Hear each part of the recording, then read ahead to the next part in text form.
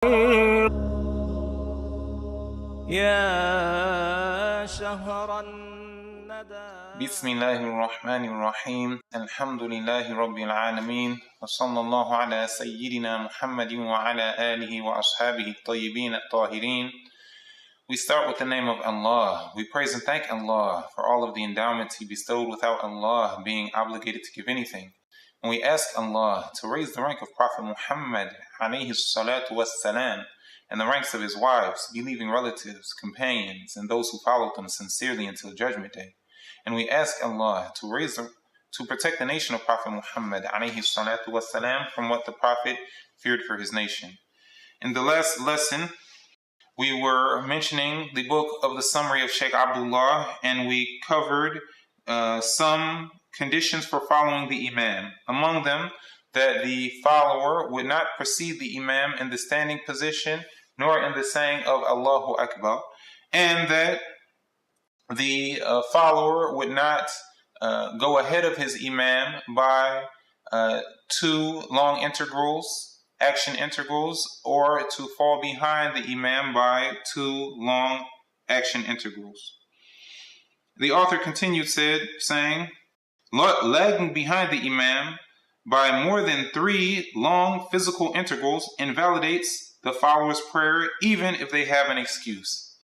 Thus, if the follower, for example, had a slower recitation, he needed to recite slower so that he could recite properly, and the Imam went ahead of him, thus he lagged behind the Imam for two long intervals of action. Because of this excuse, the follower's prayer would not be invalidated.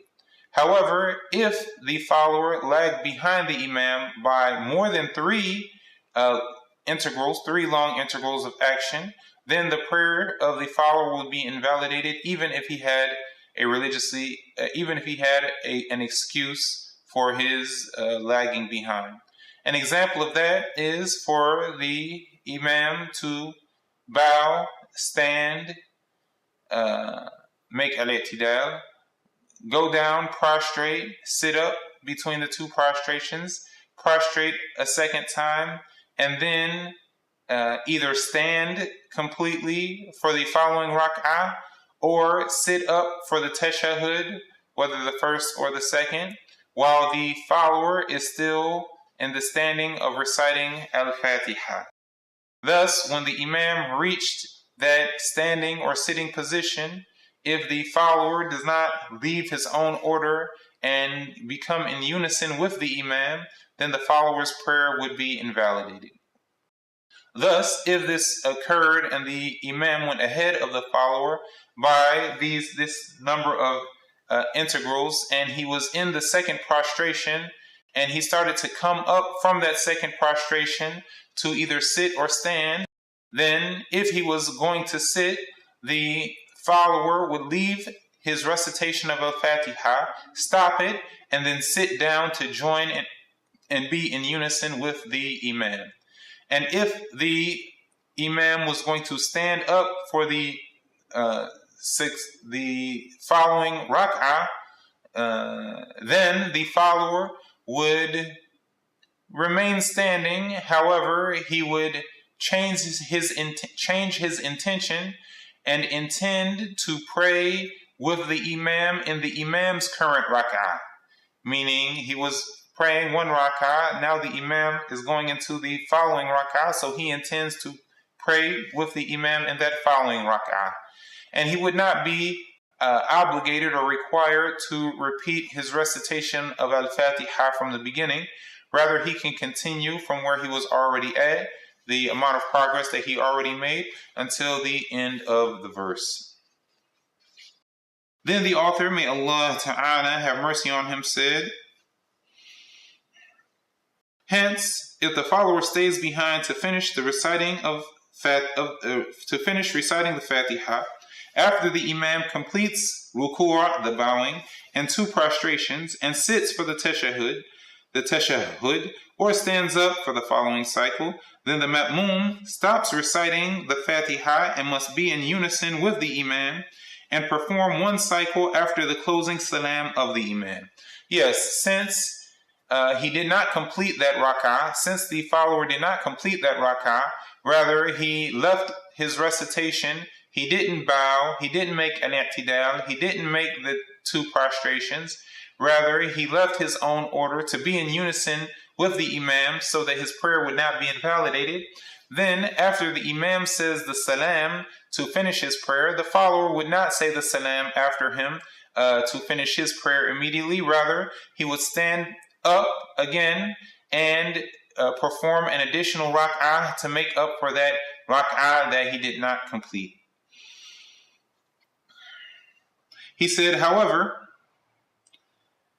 if the ma'mum, the follower, finishes reciting the Fatiha before this, that is, before the imam precedes them by more than 3 long physical intervals, the ma'mum continues in the order of their own prayer.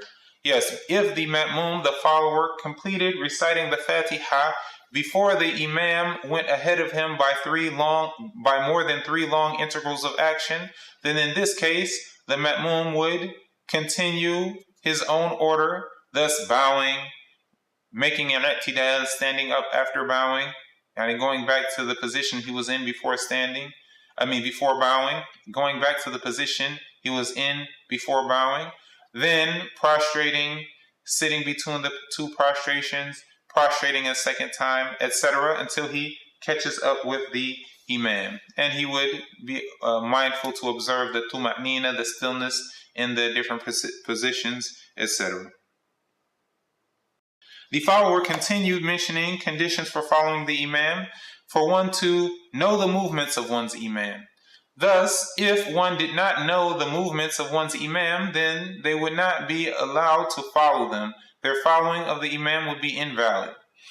And there are numerous ways for one to know the moves of their imam, like for them to see their imam, the imam's right in front of them, for example, or for them to hear the imam by hearing the imam go from position to position by him saying Allahu Akbar, for example, Sami Allahu liman hamida, etc., and follow the imam that way. Or if he couldn't see the imam or hear the imam with his voice without some type of system or device to help him, then even if he heard the imam's voice over a speaker, for example, that would be sufficient. Likewise, if he couldn't see the imam, but he sees who sees the imam, then likewise his following would be valid. So if there were many rows in the prayer and a person in the latter rows didn't see the imam, still he's linked to the imam by the rows in front of him. He sees who's in front of him, and they see who's in front of them, and they see the imam, for example. So then his prayer would still be valid, because that's how he would know the movements of his imam. There are other ways also, like for there to be a muballigh, a person who repeats some of the expressions of the imam, so that those who are far behind, who may not be able to hear the imam, can know the moves of the imam, etc. He said, and among the conditions for following the imam is to be with one's imam in a mosque, that is a masjid, or else within 300 cubits. So, if a follower was in the mosque with his imam and all the other conditions were met, so he knew the moves of his imam, etc., then there is no maximum distance that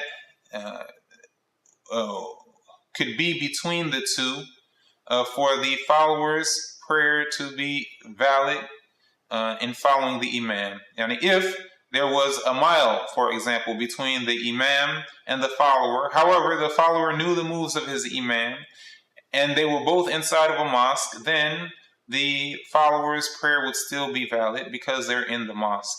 And the mosque is different than a musalla, so just be mindful of that in what we mean as a mosque or a masjid being a place that was made waqf for the prayer. That is, it has this specific religious judgment. Someone made it waqf, giving it the judgment of what some refer to as religious charitable trust. And so it becomes a masjid. this is what we're talking about, not just a place that people happen to pray and gather and have lessons that has not been made waqf. Then in that case, the rules of being outside of the masjid would apply because they're not in reality inside of a masjid. He said, or else within 300 cubits. So whoever was not within a masjid, the imam and the follower together, then the follower should not be distant from his imam by more than 300 cubits. A cubit is approximately 1.5 feet. So 300 cubits is about 450 feet approximately. And that's a significant amount of space. A football field is about 300 feet. So you're thinking a football field and a half. That's about 300 cubits. So if the follower knew the moves of his imam and the other conditions were met, and he was even 200 cubits away, which is about 300 feet, or even 300 cubits away, but not more, then his following would be valid. Following that imam would be valid. This is for what occurs outside of the mosque. However, if there was an imam, and then there was a row behind him that was within 300 cubits, and then there was a row behind them which was within 300 cubits from the row ahead of them, and then there was a row behind them, and they were within 300 cubits of the one ahead of him, and so on and so on, and these rows continue going back to the extent that the people in the last row were more than 300 cubits from the imam.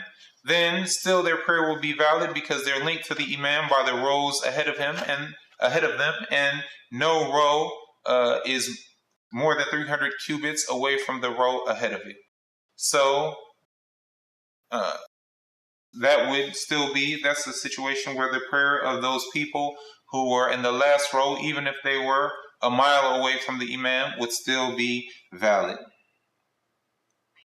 He said, not to have any barrier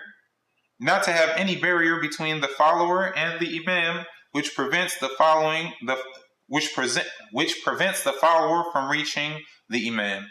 Yes, this would be invalid. So in the Shafi'i school, what some people do in their mosques and prayer areas of having the women in a separate room, and there's no clear pathway through to the imam without some barrier blocking, would be invalid. Barriers being like a wall, for example, or a glass wall, or a closed door.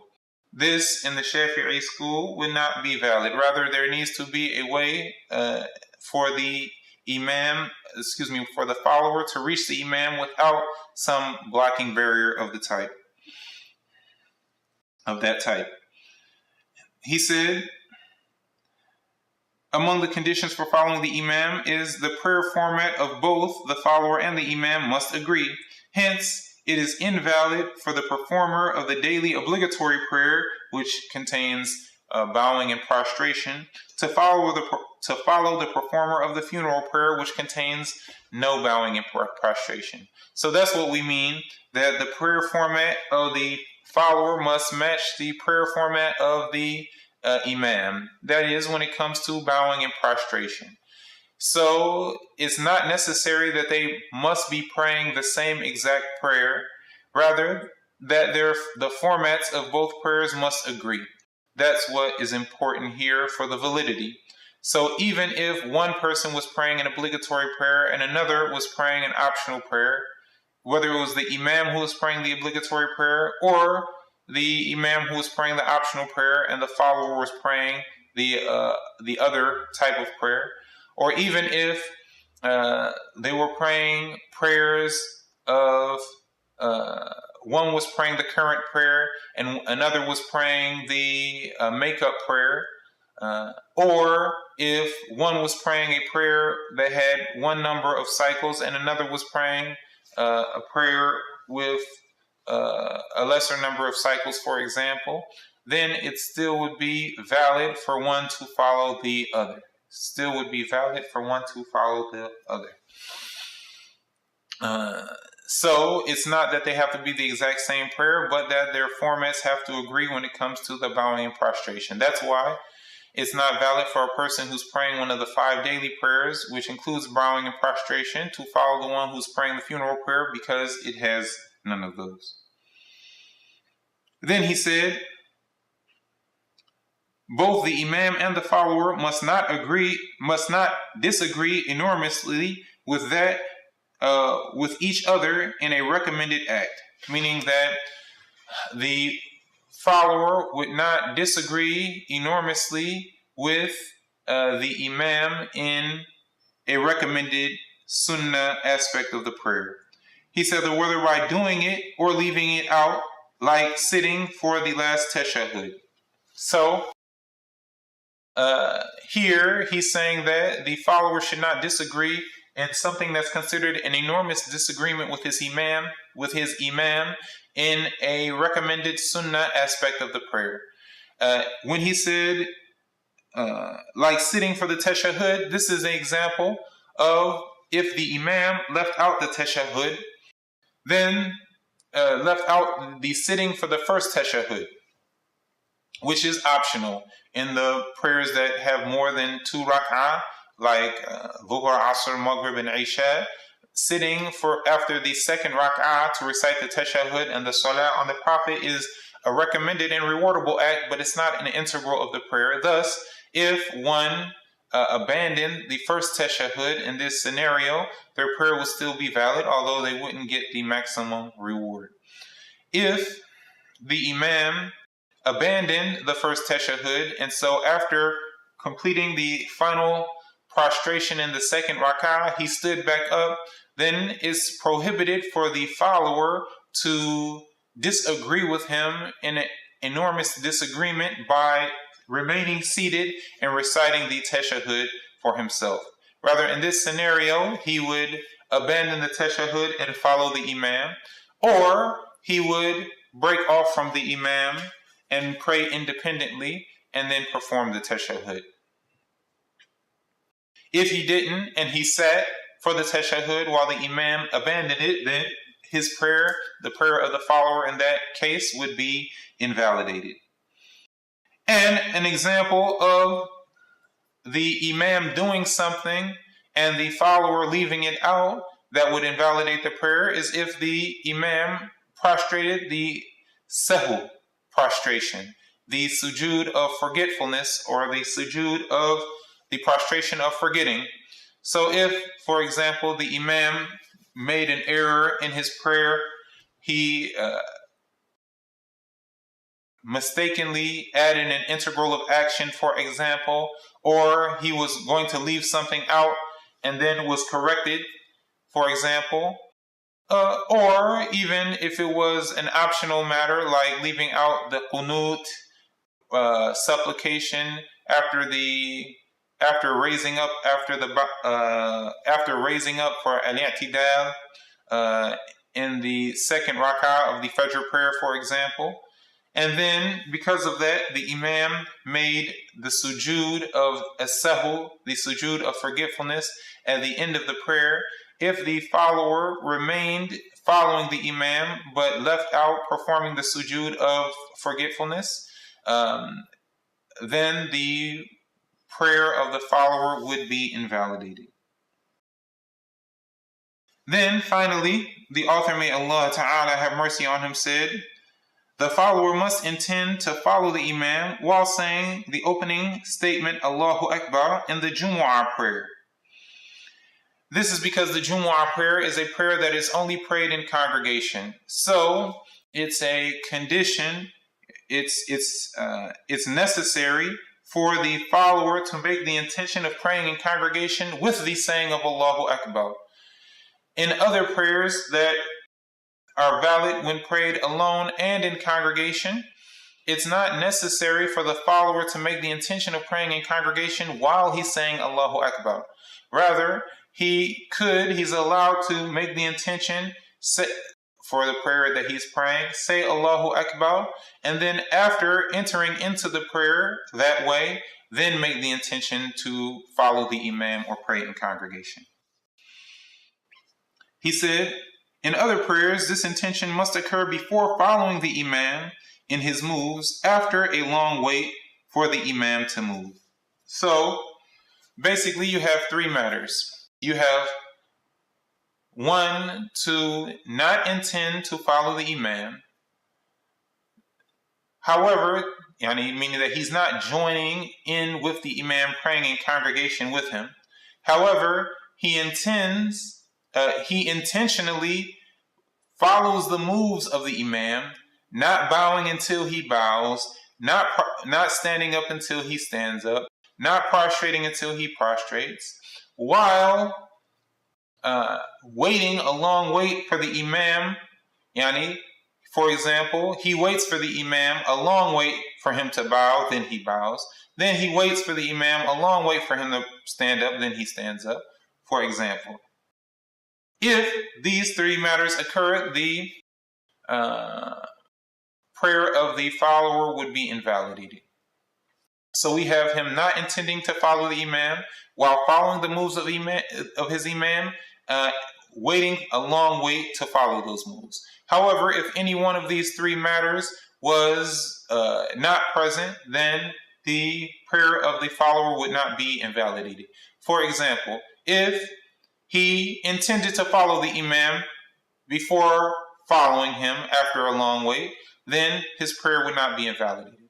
Or if, for example, he didn't intend to follow the imam, join along with him in his prayer, but he didn't follow his moves. Rather, he just went at his own pace without following the moves of the imam. When the imam bowed, he didn't bow, for example, or the like, then likewise his prayer would not be invalidated. Or if he didn't intend to follow the imam, nor did he, and he followed the moves of the imam, but not after a long wait. He didn't wait a long wait to follow the moves of the imam, rather as if their prayers were being performed at a similar pace. So when the imam bowed, he bowed, but not because he was waiting for the imam to bow. Rather, that's just when he was going to bow, because he's praying at the same speed as him. Then when the imam rose up after bowing, he rose up after bowing, but not because he was waiting a long wait for the imam to raise up after bowing. Rather, because that's when he was going to raise up, because he was praying at a similar pace. Then, likewise, the prayer of the follower would not be invalidated. And Allah Ta'ala knows best. God willing, in the next class, we'll mention some additional conditions for following the imam. May Allah Ta'ala bless myself and you. Walhamdulillah wa sallallahu ala sayyidina Muhammad wa ala alihi wa ashabihi at-tayyibin at-tahirin. يا شهر الخيرات والإحسان والبركات يا رمضان